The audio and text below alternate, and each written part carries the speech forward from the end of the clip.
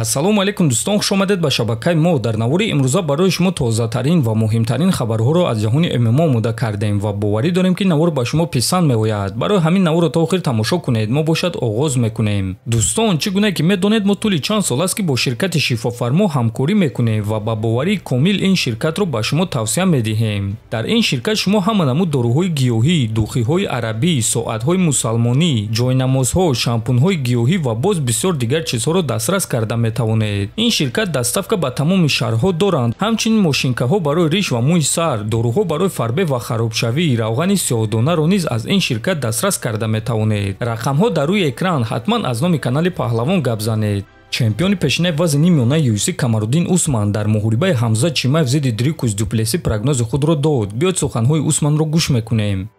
Ҳамзат Чимаев шахсе ҳаст ки номи ӯро вақтҳои охир мо бисёр мешунавем ва UFC ба ӯ муҳорибаи унвонӣ додан мехоҳанд. аён аст ки ӯ рақиби навбатии чемпион мешавад. Насруддин Имомов низ арзандаи муҳорибаи унвонӣ аст. ман фикр мекунам ки муҳорибаи Ҳамзат зидди Дуплеси муҳорибаи хеле шавқовар мешавад, чунки Ҳамзат аз ҳама рақиби вазнин барои ҳама дар якум раунд аст. ту дар дуюм ва сеюм раунд ягон кор карда наметавонӣ, агар ки дар якум раунд ба фишори ӯ тоқат карда натавонӣ. барои ҳамин ин прогнози осон нест, лекин ман фикр мекунам ки Чимаев ҳама чизи дар кориро дорад то ин ки чемпион шавад, гуфтааст Усман. ва дӯстон, бояд гуфт ки Камару Усман дуюмин шахсе буд ки дар муҳориба бо Ҳамзат то қарори доваро ҷангида тавонист ва ба Ҳамзат проблемаҳои калон сохта тавонист. акнун чӣ гуна ки мебинем, ӯ боварӣ дорад ки Чимаев чемпиони навбатии вазни миёна мешавад. ҷангвари бебохти пешинаи UFC Муҳаммад Мокаев гуфт ки гуфтушунидҳо бо UFC чӣ гуна рафта истодаанд.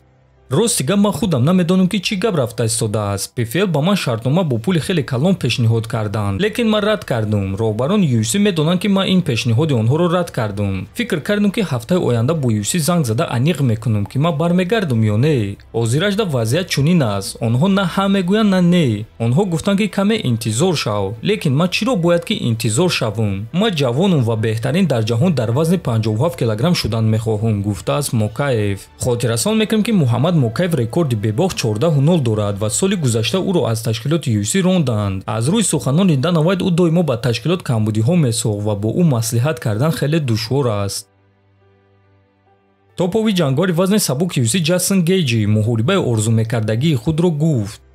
муҳорибаи орзумекардагии ман кадом аст? ман бо Махачев ҷангидан мехоҳам. ӯ чемпион аст ва ман дар ҳақиқат боварӣ дорам ки ӯ барои ман аз Ҳабиб дида рақиби осонтар аст. Ҳабиб шахсе буд ки агар ман ҳатто боз ҳам беҳтар баромад мекардам, ҳамон шом ман зидди ӯ шанс надоштам. ӯ аз ҳама рақиби вазнин дар карьераи ман буд, гуфтааст Гейҷи. ва дӯстон, худи Махачев оиди муҳориба зидди Гейҷи чанд рӯз пеш гуфт ки чунин муҳориба ба ӯ шавқовар аст, лекин ҳоло Гейҷи чунин муҳорибаро сазовор нест, ба ӯ ғалаба дар кор аст. ногуфта намонад ки Ҷастин Гейҷи муҳорибаи навбатии худро аллакай рӯзи 9 март дар турнири UFC 313 зидди Дэн Хукер мегузаронад.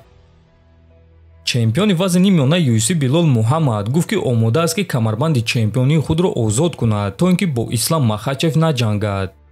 ман ягон вақт бо Ислам намеҷангум. мо якҷоя тамрин кардагием. мо якҷоя хун ва арақи ҷабин рехтагием. мо муносибати махсус дорем. барои ҳамин дар ин ҷо савол дар пул нест. дастаи Ислам ба ман кӯмаки сахт карданд. барои ҳамин ман хубтараш ба вазни миёна мебарам ва камарбанди худро барои ӯ озод мекунам, агар ки дар кор шавад. ман фикр мекунам ки ба ман ду муҳорибаи дигар дар кор аст, то ин ки ман ба вазни миёна баром барои дуюм камарбанд, гуфтааст Муҳаммад. ва дӯстон, чӣ гуна ки мебинем, худи Билол Муҳаммад зидди Ислам Махачев ҷангидан намехоҳад ва дар чунин ҳолат Ислам чӣ кор мекунад ва муҳорибаи навбатии худро зидди кӣ мегузаронад фаҳмидан хеле шавқовар аст, чунки муҳорибаи Билол Муҳаммад зидди Шавқат Раҳмоновро ҳоло таъин кардагӣ нестанд. дар ҳамин ҷо дӯстон, навори мо ба анҷом мерасад. фикру ақидаҳоятонро нависед. ҳатман дар YouTube канали мо обуна шавед. то боздид. хонободу сарбаланд бошед.